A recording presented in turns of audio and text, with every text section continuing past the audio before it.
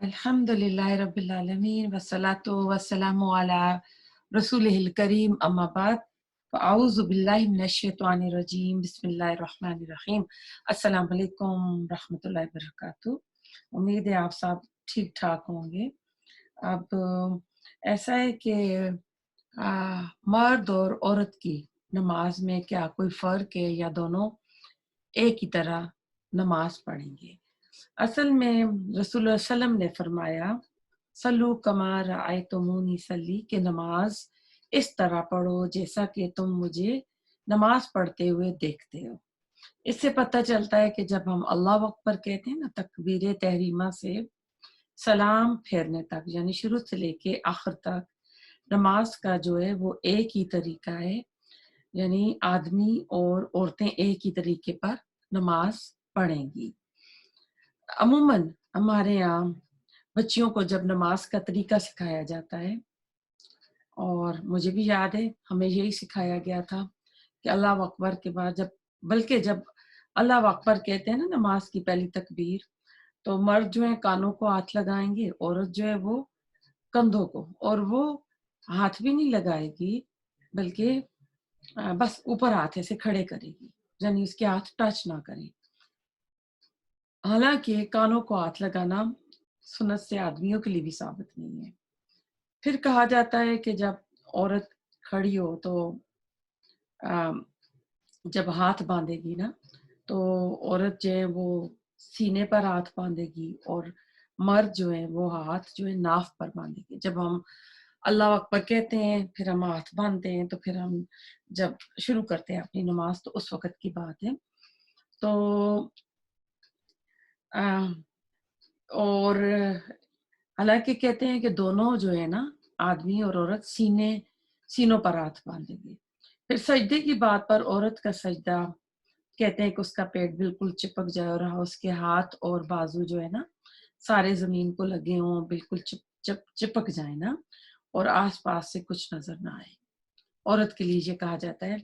और सजदे में जाने का तरीका ना, रसूलुल्लाह सल्लम का क्या था कि आप पहले हाथ रखते, फिर पाँव यानी घुटने ज़मीन पर लगाते। औरतें हमारे यहाँ हम क्या करती थीं, पहले बैठ जाती थीं, फिर सजदा करती थीं। अबू दाऊद की हदीस है कि सजदों में हाथ कुत्ते की तरह फैला कर ना रखो।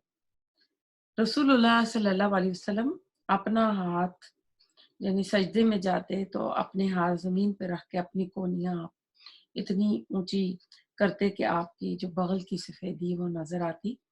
उसमें उलमा कहते हैं कि आपके जो बाजू आस्तीन थी खुले थे या हाफ स्लीव्स थी। और इसमें और एक और भी आता है कि उसके नीचे से अगर बकरी का बच्चा गुजरना चाहे तो गुजर सकता था। फिर जब तशahहुद करते हैं ना, एक पहला अगर 4 रकत पढ़ रहे हैं तो एक मिडल वाला कायदा होता है, एक आखिरी कायदा होता है। तो आखिरी में तो वर्क औरतें तो करती हैं, यानी उल्टे पाँव को सीधे के नीचे से निकाल कर बैठना।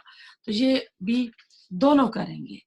तो अब ऐसा है कि जो भी रवायात अहदीस हैं वो सही नहीं है, और आइम्मा अकराम के जो हैं कौल मिलते हैं। वो कहते हैं कि औरतें जो हैं अलग होकर नमाज पढ़ेंगी, औरतों से डिफरेंट उनकी नमाज होगी।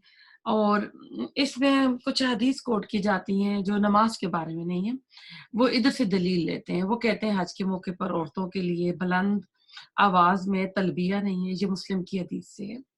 एक और हदीस में इब्न उमर कहते हैं जब तवाफ के चक्कर शुरू करते हैं ना, तो पहले 3 चक्कर में रमल किया जाता है, यानी कंधों को थोड़ा ऐसे हिला के चलते हैं आदमी। तो औरतों के लिए नहीं है कि वो रमल करें। फिर जब सफ़ा मरवा की सई होती है तो उसमें भी औरतों को दौड़ने से मना फरमाया गया है। तो कुछ उलमा ये चीज़ें सामने रखकर औरतों की नमाज का भी तरीका अलग कर देते हैं। इसके अलावा मुस्नद इब्न शैबा में रवायत इब्न उमर रज़ी अल्लाह ताला अन्हु रवायत करते हैं कि औरतों के लिए ना, जो रसूलुल्लाह सल्लल्लाहु अलैहि वसल्लम ने फरमाया कि औरतों के लिए अज़ान नहीं है, अक़ामा नहीं है। तो उस वजह से औरतों की नमाज को वो इस तरह करते हैं कि होगा اس کے ساتھ میں آپ کو تھوڑا سا بخاری اور مسلم کی حدیث بیان کرتی ہوں۔ حضرت عائشہ رضی اللہ تعالی عنہا کہتی ہیں کہ اگر رسول اللہ صلی اللہ علیہ وسلم وہ کام دیکھ لیتے جو میرے زمانے کی عورتوں نے ایجاد کیے، تو آپ دیکھیں حضرت عائشہ کا زمانہ کیا تھا، وہ رسول اللہ صلی اللہ علیہ وسلم کے بعد 47 سال بعد یعنی فوت ہوئی تھی، 57 ہجری میں فوت ہوئی تھی۔ اگر وہ کہتی ہیں اگر آج آپ موجود ہوتے، دیکھ لیتے عورتوں کو، تو مسجد جانے سے آپ روک دیتے جس طرح اسرائیل کی عورتوں کو روک دیا گیا تھا۔ اب یہ رسول اللہ صلی اللہ علیہ وسلم کا مزاج تھا۔ آج کل دیکھیں اللہ اکبر، بات کریں تو ڈر لگتا ہے کہ آج کل کے زمانے میں تو اتنا فتنہ ہو گیا ہے، اس طرح کی چیزیں ہو گئی ہیں۔ ایک تو دیکھیں نیٹ بھی آج کا ایک فتنہ ہے، اور پھر اس کے اوپر تصویریں لگانا، اور پھر مسجدوں میں پہلے ہوتا تھا عورتیں اعتکاف کیا کرتی تھیں، آج مسجدوں میں کیمرے لگ گئے ہیں تو عورتوں کے لیے اعتکاف کرنے کے لیے وہ بھی غیر محفوظ جگہ رہی ہے۔ مسلم کی حدیث ہے، آپ صلی اللہ علیہ وسلم نے فرمایا عورت مسجد جائے تو خوشبو لگا کر نہ جائے۔ تو اس میں ابو علماء کہتے ہیں کہ خوشبو تو چھوٹی چیز ہے، چہرہ جو ہے نا مور اٹریکٹیو چیز چہرہ ہے، تو یعنی وہ اس کو ساری چیزوں میں لے آتے ہیں کہ پھر چہرے پر میک اپ ہوتا ہے، پھر کپڑے اتنے بھڑکیلے فیشنیبل، تو آج کل جس طریقے پہ جمعے کی نمازوں پہ عورتیں جاتی ہیں، عید کی نمازوں پہ جس طرح ہوتا ہے تو وہ صحیح نہیں ہے۔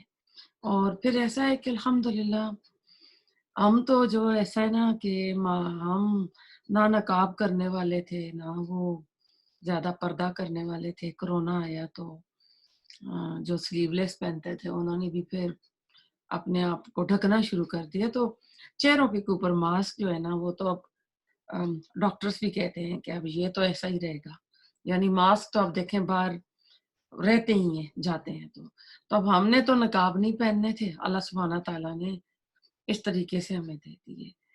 تو اللہ تعالیٰ ہم سے راضی ہو اور ہمیں اللہ تعالیٰ توفیق دے کہ اللہ تعالیٰ کے احکامات پر عمل کریں۔